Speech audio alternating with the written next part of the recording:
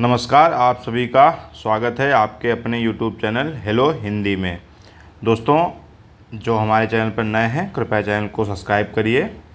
इस चैनल पर आपको प्रतियोगी परीक्षाओं में जो हिंदी विषय पूछा जाता है उससे संबंधित सामग्री मिलती रहेगी और शिक्षक भर्ती से संबंधित जो हिंदी का मैटर है वो भी आपको इस चैनल पर उपलब्ध होता रहेगा। लगातार आप देख सकते हैं प्ले लिस्ट में जाके, ठीक है। और जो चैनल पर नए हैं चैनल को सब्सक्राइब कर लीजिए फटाफट, और वीडियो अच्छा लगे तो एक बार लाइक ज़रूर करना और सब्सक्राइब कर लीजिए चैनल को। दोस्तों के साथ भी अपने शेयर कर देना जब अच्छा लगे, और पूरा वीडियो ज़रूर देखें, ठीक है। शुरू करते हैं क्लास। ये हिंदी साहित्य से संबंधित महत्वपूर्ण प्रश्नोत्तर हैं जो विभिन्न प्रतियोगी परीक्षाओं में पूछे जा चुके हैं और लगातार पूछे भी जा रहे हैं, ठीक है। तो देख लेते हैं, ये बहुत ही महत्वपूर्ण है कि किस पुस्तक का 15 भारतीय भाषाओं और 40 विदेशी भाषाओं में अनुवाद किया जा चुका है। ये पंचतंत्र का, ठीक है, ये पंचतंत्र है जो उसका 15 भारतीय भाषाओं और 40 विदेशी भाषाओं में अनुवाद किया जा चुका है। संविधान की 8वीं अनुसूची में शामिल की गई 4 नई भाषाएं कौन सी हैं, ठीक है। तो संथाली, मैथिली, बोडो और डोगरी, ये 4 नई भाषाएं हैं जो संविधान की 8वीं अनुसूची में शामिल की गई हैं। निशा निमंत्रण के रचनाकार कौन हैं? निशा निमंत्रण के रचनाकार हरिवंश राय बच्चन जी हैं। गागर में सागर भरने का कार्य किस कवि ने किया है? बिहारी सतसई। इनकी रचना का नाम क्या है? गागर में सागर भरने का काम बिहारी ने किया है और इनकी रचना का नाम बिहारी सतसई है। जो एकमात्र इनकी रचना है, जो प्राप्त रचना है, वो बिहारी सतसई है, ठीक है। रस मीमांसा, रस सिद्धांत से संबंधित पुस्तक के लेखक कौन है? तो आचार्य रामचंद्र शुक्ल, जो हिंदी आलोचना में इनका एक महत्वपूर्ण स्थान है, जो हिंदी आलोचना के बहुत ही प्रसिद्ध आलोचक हैं। गाथा कहने से किस लोक प्रचलित काव्य भाषा का बोध होता है? तो प्राकृत भाषा का बोध होता है। गाथा या गाहा, ठीक है, इसको गाहा भी कहते हैं, गाथा को गाहा भी कहते हैं। तो कहने से किस लोक प्रचलित काव्य भाषा का बोध होता है? तो प्राकृत का बोध होता है। तुलसीदास का वह ग्रंथ कौन सा है जिसमें ज्योतिष का वर्णन किया गया है? ज्योतिषी विद्या का वर्णन रामाज्ञा प्रश्नावली में किया गया है, ठीक है। भारत भारती काव्य के रचनाकार कौन है? मैथिलीशरण गुप्त, और इसका रचना काल क्या है? 1912 ईस्वी, ठीक है, 1912 ईस्वी है। आचार्य रामचंद्र शुक्ल ने त्रिवेणी में किन 3 महान कवियों की समीक्षा प्रस्तुत की है? तो उसमें सूरदास हैं, तुलसीदास हैं और मलिक मोहम्मद जायसी। वीरों का कैसा हो बसंत कविता के रचनाकार हैं? तो यहाँ पर कविता के रचनाकार इसलिए लिख दिया गया है क्योंकि वहाँ पर 4 ऑप्शन दिए होते हैं। तो वहाँ पर स्त्रीलिंग पुल्लिंग अगर कह देगा, ऐसे पूछ दिया कि वीरों का कैसा बसंतों की कवयित्री कौन है, तो हम फटाक से मार देंगे कि सुभद्रा कुमारी चौहान जी हैं। लेकिन यहाँ पर कन्फ्यूजन करने के लिए, क्योंकि 4 ऑप्शन में 4 नाम दिए होते हैं, 3 पुरुषों के हैं या 2 पुरुषों के 2 महिलाओं के, तो ऐसे बच्चा कन्फ्यूजन में रहे इसके लिए ऐसे ही टर्म यूज कर दिया जाता है कि वीरों का कैसा हो बसंत कविता के रचनाकार हैं, ठीक है। तो यहाँ पर कविता की भी हो सकता है, जैसे स्लैश मार के यहाँ पर कविता की रचनाकार हैं। हिंदी के किस समाचार पत्र में खड़ी बोली को मध्य देशी भाषा कहा गया है? तो ये बनारस अखबार में हिंदी के किस समाचार पत्र में खड़ी बोली को मध्य देशी भाषा कहा गया है? तो बनारस अखबार में हिंदी खड़ी बोली को मध्य देशी भाषा कहा गया है। तो आंसर क्या होगा? बनारस अखबार में। हिंदी कविता को छंदों की परिधि से मुक्त कराने वाले कौन थे? तो वो सूर्यकांत त्रिपाठी निराला हैं, जिन्होंने पहली बार मुक्त छंद की बात की। चीनी तिब्बती भाषा समूह की भाषाओं के बोलने वालों को क्या कहा जाता है? उनको निषाद कहा जाता है। जो चीनी तिब्बती भाषा समूह की भाषाओं को बोलने वाले होते हैं उनको हम निषाद कहते हैं। रामचरितमानस में प्रधान रस के रूप में किस रस को मान्यता प्राप्त हुई है? तो ये भक्ति रस को मान्यता प्राप्त हुई है। सांच बराबर तप नहीं, झूठ बराबर पाप, और जाके हृदय सांच है ताके हृदय आप। तो इस पंक्ति के रचयिता हैं कौन? कबीरदास, जो बहुत ही प्रसिद्ध कवि हैं। कबीरदास भक्ति काल के बहुत ही प्रसिद्ध कवि हैं। रामधारी सिंह दिनकर को भारतीय ज्ञानपीठ पुरस्कार प्राप्त हुआ था, तो ये उर्वशी पर, जो उर्वशी काव्य है इनका, रामधारी सिंह दिनकर का, इस पर इन्हें ज्ञानपीठ पुरस्कार प्राप्त हुआ था। कामायनी किस प्रकार का ग्रंथ है? तो कामायनी महाकाव्य है। किसका? जयशंकर प्रसाद का। कामायनी के रचयिता कौन है? जयशंकर प्रसाद, जो छायावाद के रचनाकार हैं। पल्लव के रचयिता कौन है? जो पल्लव रचना है उसके रचयिता कौन है? सुमित्रानंदन पंत। कौन सी भाषा भारतीय संविधान की 8वीं अनुसूची में नहीं दी गई है? तो अंग्रेजी। हिंदी साहित्य के इतिहास के सर्वप्रथम लेखक का नाम गारसा दतासी। इनकी एक पुस्तक थी जो फ्रेंच में लिखी गई थी, उसका नाम आप लोग कमेंट बॉक्स में बताइए, मैं बता देता हूँ फिर भी एक बार। इस्तवार द लिटरेचर एंदोई है हिंदुस्तानी, जो फ्रेंच में लिखी गई थी। देश में एकमात्र किस राज्य की भाषा अंग्रेजी है? तो वो नागालैंड है, जहाँ की राजभाषा अंग्रेजी है। त्रिपुरा की राजभाषा बांग्ला है। प्रेम सागर के रचनाकार कौन है? ये लल्लू लाल जी हैं, प्रेम सागर के रचनाकार।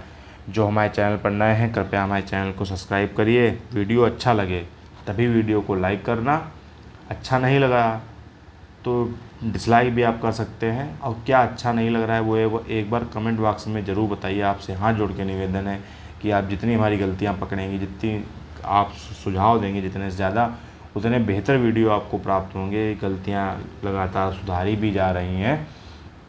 तो अगर वीडियो अच्छा लगे तो लाइक कर दीजिएगा और अपने दोस्तों के साथ शेयर कर दीजिएगा। सब्सक्राइबर भी बढ़वा दीजिए क्योंकि हमारा उससे मनोबल बढ़ता है। आगे बढ़ते हैं कि सूर्यकांत त्रिपाठी निराला को कैसा कवि माना गया है? तो एक क्रांतिकारी। इनको अनल का कवि, क्रांतिकारी कवि, इस प्रकार के नामों से पुकारा गया है। सुहाग के नुपुर जो रचना है इसके रचयिता कौन है? तो अमृतलाल नागर जी हैं। झरना काव्य संग्रह के रचयिता कौन है? जयशंकर प्रसाद, जिनको भी बताया गया कि छायावाद के वो रचनाकार हैं। इस देश में अधिकतम संख्या में भाषाएं बोली जाती हैं, मतलब किस देश में? मतलब इस देश का मतलब है कि इसमें ऑप्शन दिए होते हैं, लेकिन मैंने ऑप्शन यहाँ ख़त्म कर दिए, सीधा वन लाइनर प्रश्न बना दिया है कि किस देश में, या मतलब वहाँ पे कहने का मतलब है इस देश में अधिकतम संख्या में भाषाएं बोली जाती हैं। तो एक भारत देश ही ऐसा है जहाँ पर सबसे ज़्यादा भाषाएं बोली जाती हैं। चारु शब्द की शुद्ध भाववाचक संज्ञा क्या है? चारुता। यहाँ पर 1-2 प्रश्न हिंदी व्याकरण के भी हैं। भारतीय भाषाओं को कितने प्रमुख वर्गों में बांटा गया है? तो ये भारतीय भाषाओं के 4 प्रमुख वर्ग हैं। एक बार आप लोग कमेंट बॉक्स में बताइए कि कौन से 4 वर्ग हैं। भारत में सबसे अधिक बोला जाने वाला भाषा समूह है? तो इंडो आर्यन भाषा जो है समूह, ये भारत में सबसे अधिक बोला जाता है। आंचलिक रचनाएं किससे संबंधित होती हैं? एक क्षेत्र विशेष से। आंचलिक जो रचनाएं होती हैं वो क्षेत्र विशेष से ही संबंधित होती हैं। दोस्तों एक जैसे आप लोग किसी अपने दोस्त को चैनल को मतलब दोस्त को सब्सक्राइब करने बोलते हैं कि इस चैनल को सब्सक्राइब कर दीजिए हेलो हिंदी नाम से, अगर उसके सर्च में नहीं आ रहा है तो एक बार आप इसको ये जो चैनल का हैंडल है @hello hindi शिव, ये अगर वो यूट्यूब पर सर्च करेगा, ठीक है, तो डायरेक्ट वो मेरे चैनल पर पहुंच जाएगा। तो आप उसको @hello hindi शिव सर्च करने को बोल सकते हैं, तो डायरेक्ट मेरे चैनल पर वो पहुंच जाएगा। ठीक है। किस नाटककार ने अपने नाटकों के लिए रंगमंच को अनिवार्य नहीं माना? तो वो थे जयशंकर प्रसाद, क्योंकि जयशंकर प्रसाद के नाटकों में के बारे में कहा जाता है कि वो मंचन करने लायक नहीं है। करने लायक मतलब है कि उनको मंच पर प्रदर्शित करना संभव नहीं है। कौन सा एक व्यंग्य लेखक है? मतलब उसमें कई ऑप्शन दिए होंगे। जो हरिशंकर परसाई हैं, एक जो है महान महत्वपूर्ण व्यंग्यकार के रूप में प्रसिद्ध हैं। मनुष्य तत्व की सामान्य भावना को आगे करके निम्न श्रेणी की जनता में आत्मगौरव का भाव जगाने वाले श्रेष्ठ कवि थे वो कबीर थे। ठीक है। प्रादेशिक गोलियों के साथ रजिया मध्य, यहाँ पर गोली लिख दिया है माफ़ी चाहेंगे, यहाँ पर बोलियों होगा। प्रादेशिक बोलियों के साथ रजिया मध्य देश की भाषा का आश्रय लेकर एक सामान्य साहित्य भाषा स्वीकृत हुई, जिसे नाम दिया गया पिंगल भाषा। ठीक है, जिसे नाम दिया गया पिंगल भाषा।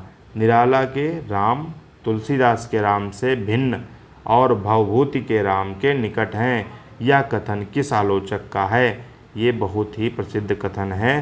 ये मतलब जो हिंदी साहित्य से संबंधित कोई भी परीक्षा हो उसमें ये प्रश्न आता ही आता है। मैंने कई बार इसको पढ़ा है, कई परीक्षाओं में ये पूछा भी जा चुका है। ठीक है, तो ये रामविलास शर्मा का कथन है कि निराला के राम तुलसीदास के राम से भिन्न हैं और भवभूति के राम के निकट हैं। यह कथन आलोचक रामविलास शर्मा का है। नमक का दरोगा कहानी के लेखक प्रेमचंद हैं। ये तो बहुत ही सरल है और बहुत ही प्रसिद्ध भी है ये कहानी। डोंगरी भाषा मुख्य रूप से कहाँ बोली जाती है? तो ये जम्मू कश्मीर में बोली जाती है डोंगरी। प्रसिद्ध कहानी नमक का दरोगा के लेखक कौन है? यहाँ पर तो रिपीट हो गया, तो ये मुंशी प्रेमचंद। संस्कृत से सबसे अधिक प्रभावशाली द्रविड़ भाषा कौन सी है? तो ये तेलुगु, इसको हम तेलुगु बोलते हैं। ये संस्कृत से शब्द है, सबसे अधिक प्रभावित ये द्रविड़ भाषा है। हिंदी को भारतीय संविधान में कहा गया है, हिंदी को भारतीय संविधान में राजभाषा का दर्जा दिया गया है। वह कौन सी रचनाकार हैं जिन्होंने सबसे अधिक टीकाएँ लिखी? तो मतलब टाइपिंग मिस्टेक है। वह कौन सी रचना है, एक बार इसको सही कर देते हैं। तो दोस्तों ये सही हो गया है कि वह कौन सी रचना है जिस पर सबसे अधिक टीका लिखी गई हैं? तो ये बिहारी सत्सई पर सबसे अधिक टीकाएँ लिखी गई हैं। भूषण किस रस के कवि माने जाते हैं? तो भूषण जो है वीर रस के कवि माने जाते हैं। भूषण की एक रचना का नाम आप लोग कमेंट बॉक्स में हमें बताइए। हिंदी शब्द का प्रयोग सर्वप्रथम भाषा के संबंध में किसके द्वारा किया गया था? तो हिंदी का शब्द का प्रयोग भाषा के रूप में सबसे पहले अमीर खुसरो द्वारा प्रयोग किया जाता है और हिंदी खड़ी बोली के प्रथम कवि अमीर खुसरो ही माने जाते हैं। आदिकाल को आरंभिक काल की संज्ञा किसके द्वारा दी गई थी? तो ये मिश्र बंधुओं द्वारा आदिकाल को आरंभिक काल की संज्ञा दी गई थी। ठीक है। यह किसने कहा था कि साहित्य का इतिहास जनता की चित्रवृत्ति का इतिहास है? तो ये आलोचक रामचंद्र शुक्ल ने कहा था अपने इतिहास ग्रंथ हिंदी साहित्य का इतिहास में। किस कवि को अपभ्रंश का वाल्मीकि कवि कहा जाता है? तो ये स्वयंभू को अपभ्रंश का वाल्मीकि कवि कहा जाता है।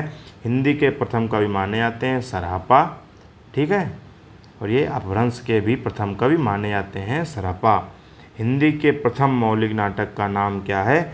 नहुस, जिसके रचनाकार जो हैं गोपाल चंद गिरधरदास जी हैं, जो भारतेंदु हरिश्चंद्र के पिता थे।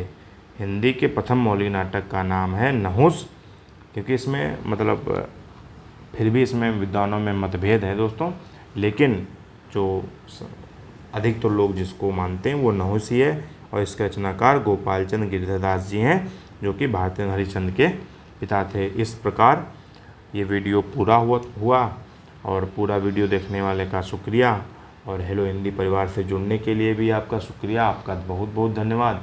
वीडियो अच्छी लगी हो तो आपसे निवेदन है कि लाइक कर दीजिए और एक बार दोस्तों के साथ शेयर कर दीजिए। अगर चैनल को सब्सक्राइब नहीं किया है तो सब्सक्राइब भी कर दीजिए। ठीक है, हमारे परिवार को, हेलो हिंदी परिवार जो आपका अपना भी है, इसको बढ़ाने में मदद कीजिए और मिलते हैं फिर अगली क्लास में। तब तक के लिए अपनी आप तैयारी करते रहिए और मेहनत और लगन से पढ़ाई कीजिए। जय हिंदी, जय हिंद और हेलो हिंदी। ठीक है, मिलते हैं अगली क्लास में। तब तक के लिए नमस्कार। आप सभी अपनी परीक्षाओं में सफल हों, यही मेरी शुभकामना है। जय हिंद दोस्तों।